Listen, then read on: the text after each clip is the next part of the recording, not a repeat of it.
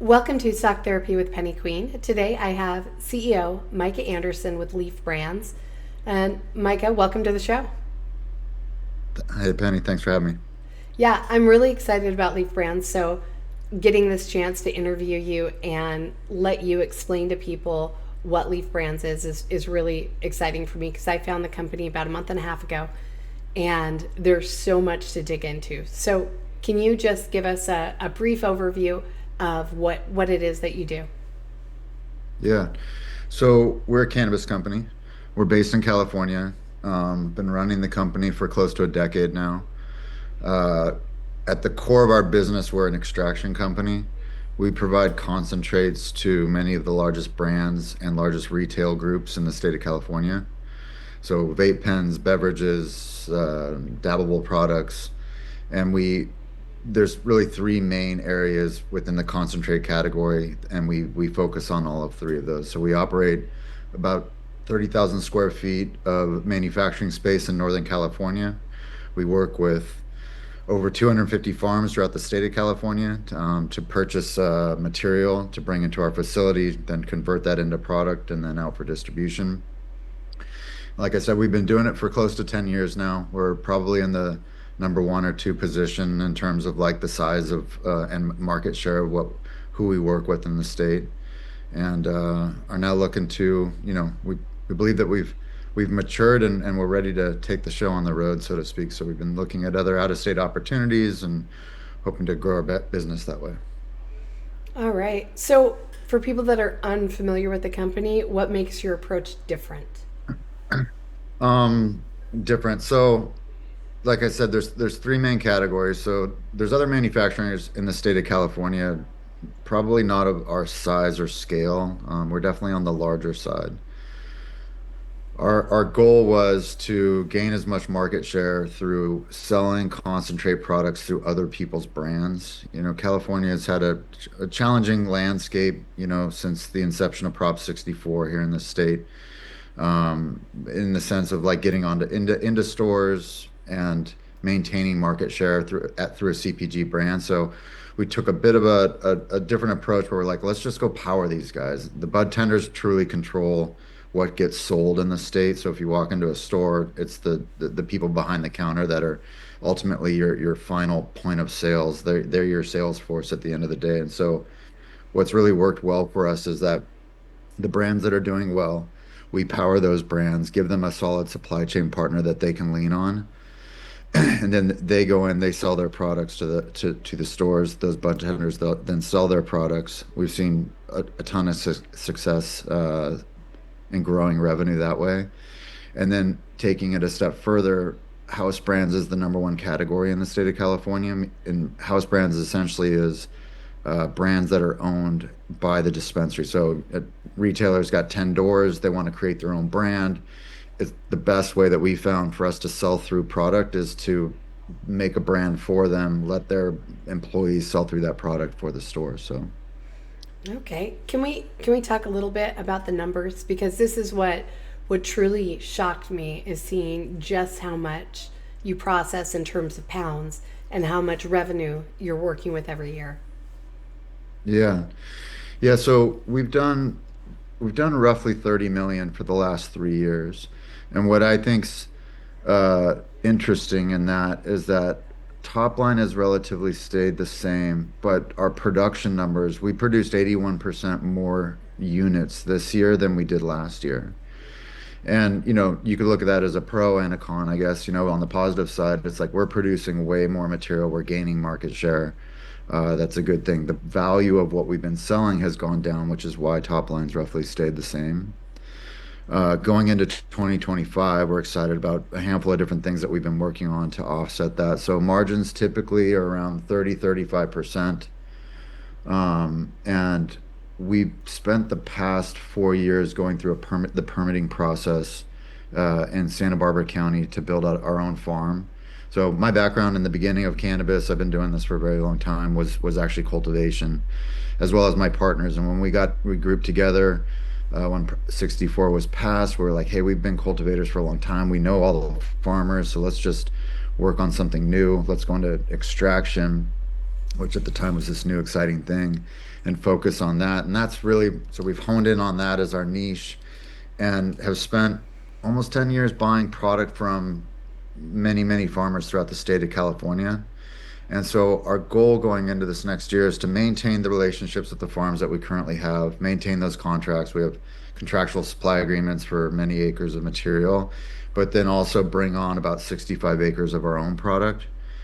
And what that's going to do for us is we're going to see top line increases because of it, bottom line increases because of it, and it's going to give us a supply chain stability that we haven't really had since the inception of the company. So, maintaining a certain amount of product going through the machines on a monthly basis is like very important for efficiencies, sales momentum. The sales guys get a good batch of product, they sell through everything, and then if we have a lag on material, we can run into kind of ebbs and flows on sales.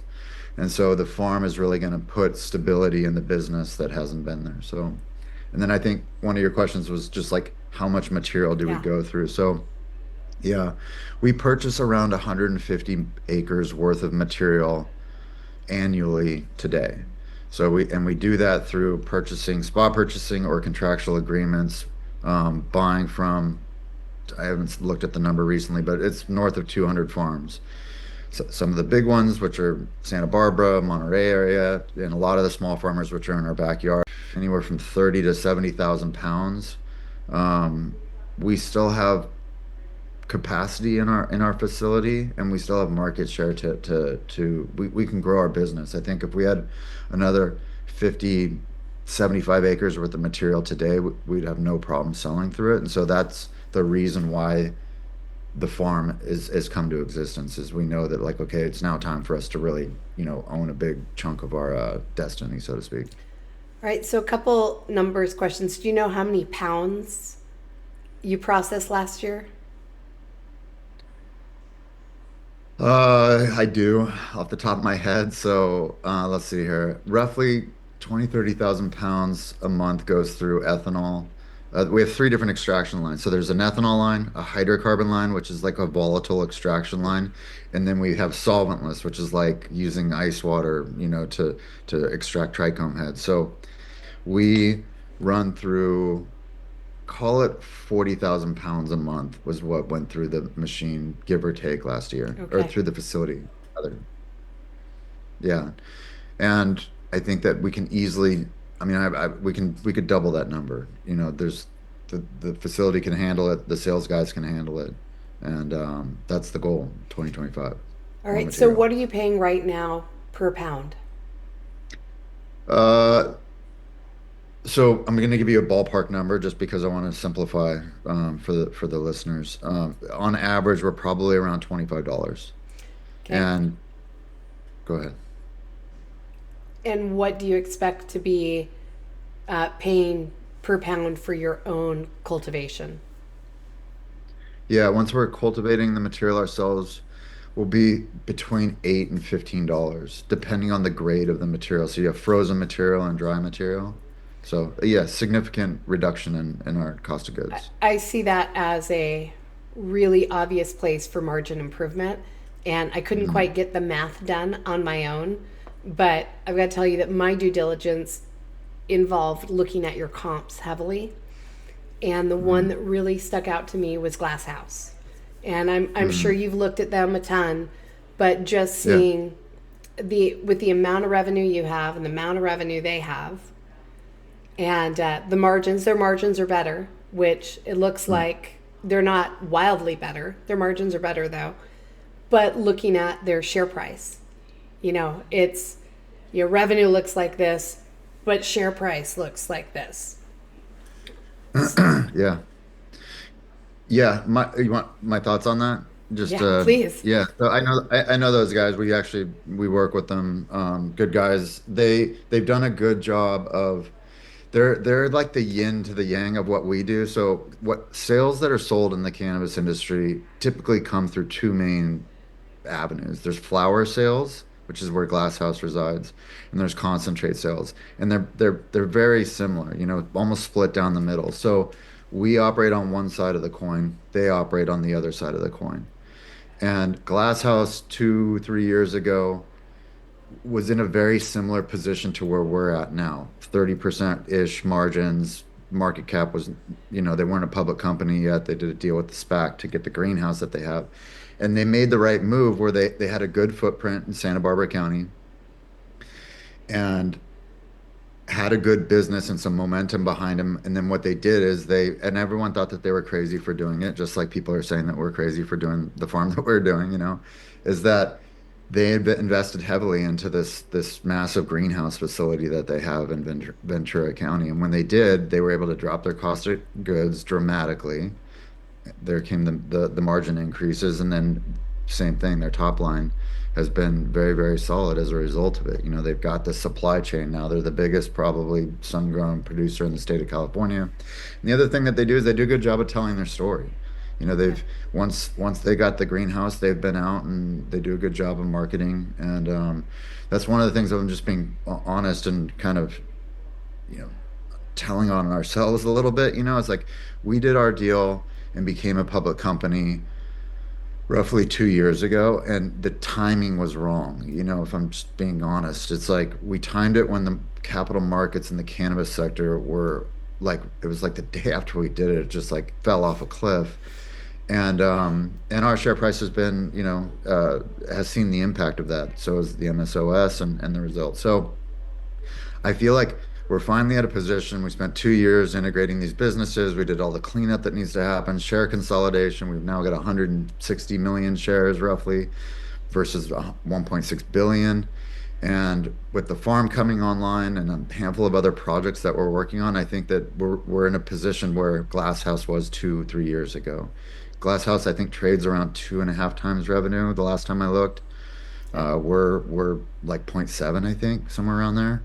Yeah. And now that we've done all this cleanup and we've got something to really dig into this year with the farm, and now's our time to start telling our own story. So, which is why I'm doing more of this type of stuff. It's just I wanted to, wait till rather than put out fluff, like we have something material that we're working on now. So, 2025 is looking pretty good for us.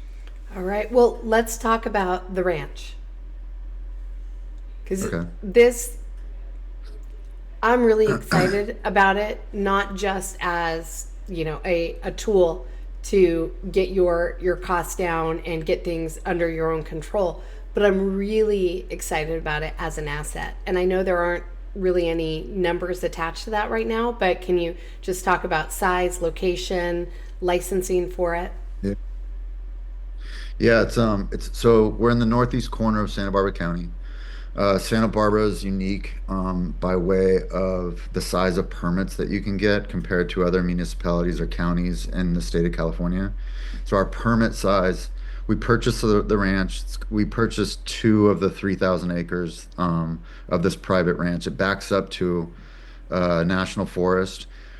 And when we found it, I've been on not every single farm, but many farms throughout the state of California. One of the issues that California has, there's pesticides flying around in the air all over the place, and many farms run into issues as a result of where their farm is located, right? And so this farm doesn't have any neighbors that where there's other ag use problems in the area. We are our own neighbor. There's mountain ranges on both sides, and there's roughly 400 or 500 acres of organic.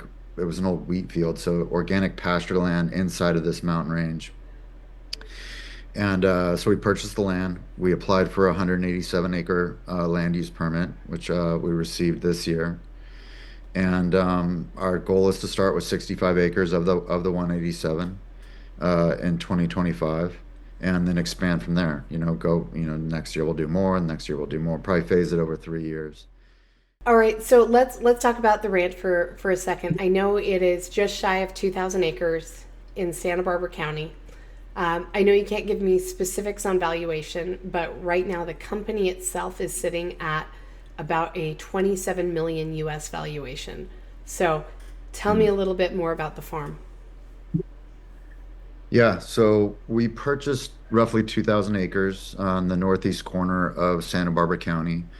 Santa Barbara County for cannabis is unique, where the size of the permits that you can get are substantially larger than the rest of the state.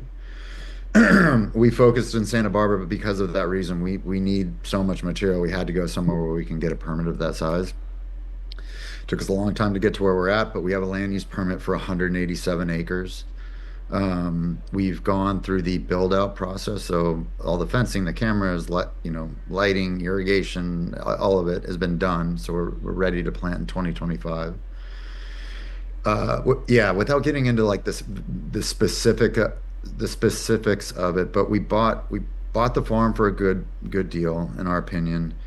And after going through the land use permit process, we ended up with the largest permit in Santa Barbara County, probably one of the larger ones in the state. And I think that the value of the ranch has probably surpassed the market cap of the company at this point, and I need to be able to verify that, but it's got to be somewhere close, So, and we're in the process of verifying that at the Okay. moment, but yeah. Yeah, basic math on my part for the county you're in, the size of it, tells me that I think it's probably worth more than the company. I was looking at your Q3 numbers and your revenue's nice and stable. It looks like you're pretty close to cash flow positive. Yeah. Yeah, we're right there. And I think that the impact of the farm and some technology that we're working on right now is going to put us into a cash flow positive position finally in 2025. That's the goal. That's all the modeling that we're doing looks that way. And the fact that we're going to be producing material for so much lower than we're currently purchasing for, that alone is going to do it. And there's a few other initiatives that we're working on that should definitely push us into the cash flow positive position. All right. Yeah, this one of the things that really interested me here is as I started doing a deeper dive. First I honestly wasn't convinced to pick up anything in the cannabis industry because I've seen a lot of things they didn't have a lot of substance to them. But when I was looking at Leaf, I saw first the ranch, and I was satisfied that the value of the company was at least balanced by the value of the property. And then seeing that your revenues, it was right around 30 million last year, right? So, Yeah. and this is for everyone, while they're listed in Canada, they're a US company and also on the US OTC. So everything's going to be in dollars. So revenue around 30 million. Looks like you're close to cash flow positive. And looking at how you were trading compared to your comps, I was happy there. And then it looks like everything's in place to dramatically improve your margins. So I think you're about cash flow positive. Am I right? Yeah, correct. That's right. And I think that all the things that we've discussed so far, that's will be the factors that push us over finally into the cash flow positive position in 25. That's exciting. Yeah, it's good stuff. So, can we talk a little bit about the regulatory environment? I know there's been a lot of talk about maybe um, cannabis getting deregulated or I guess it's like reclassified. And I see that as a potential opportunity for you, but it doesn't seem like it's a necessity.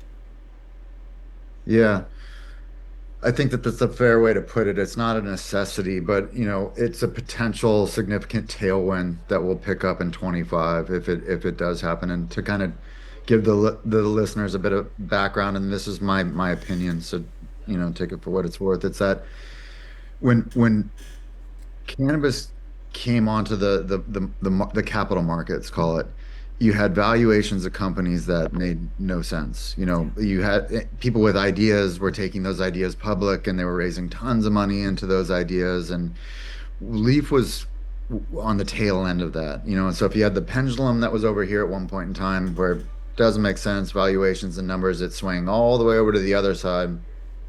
And I feel like the beginning of 24 was that was that moment. We hit the bottom. It can't really go any lower than this. And I think that we're starting to see the tides shift and it rescheduling, descheduling, they haven't happened yet. The feds have kicked the can down the road. You've got more than I think it's more than 60 or 70% of the state, or sorry, country in the United States has recreational laws in each one of their states. There's a few states that still have medical laws, and you've got other states that are looking to go rec in the near future here. So I think that we're positioned well. My personal opinion is that the current administration, or the administration that's coming in, is actually going to be favorable to cannabis. I think in the past, people have typically thought for whatever reason that the Democrat Party was better than the Republican Party. I actually don't see it that way. So currently, the decision is sitting with the DEA, and it sounds like Q1, they're going to be circling back and figuring out a way to reschedule cannabis. And what that's going to do is it's going to take it from a Schedule 1, which basically says that there's no medical uses for cannabis. Very similar, it's on the same list as cocaine and fentanyl and all these crazy things. And it's going to take it down to a Schedule 3, which will unlock a lot of value opportunities for cannabis finally. And I think the fatigue in the cannabis markets is going to go away, and there's going to be new excitement. Real money is going to be able to come into the industry again, and we're going to see that pendulum swing back the other way once that happens. So at Leaf, our strategy with that is that if and when that happens, great, we're going to win because of it. Let's not build our business holding our breath, waiting on that to happen. We got to build a real business. Let's become the dominant provider of concentrates on the West Coast. Let's go try and do the same thing on the East Coast. And when that happens, we'll get the tailwind.